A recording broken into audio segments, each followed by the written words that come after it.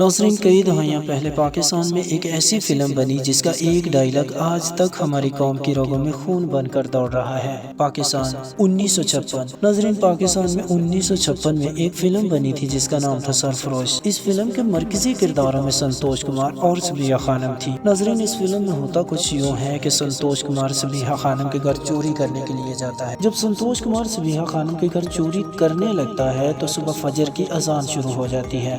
اذان سنتے ہی سنتوش کمار صبح فجر کی نماز پڑھنے کے لیے کھڑا ہو جاتا ہے۔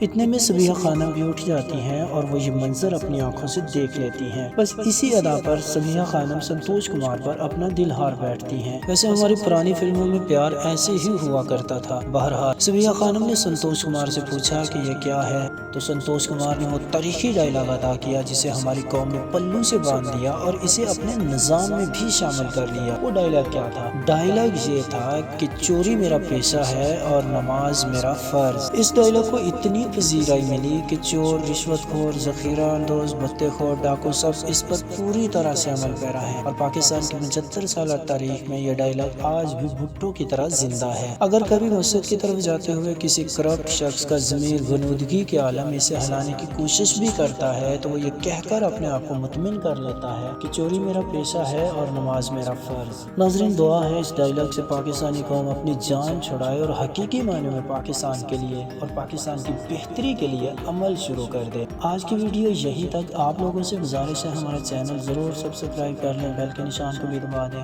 آپ سے ملاقات ہوگی دوبارہ کسی اچھی ویڈیو میں، تب تک کے لیے اپنا بہت زیادہ خیال رکھیے گا اور ان لوگوں کا بھی جو آپ سے بہت پیار کرتے ہیں۔ آپ سے ملاقات ہوگی دوبارہ۔ ٹیک کیئر، اللہ حافظ۔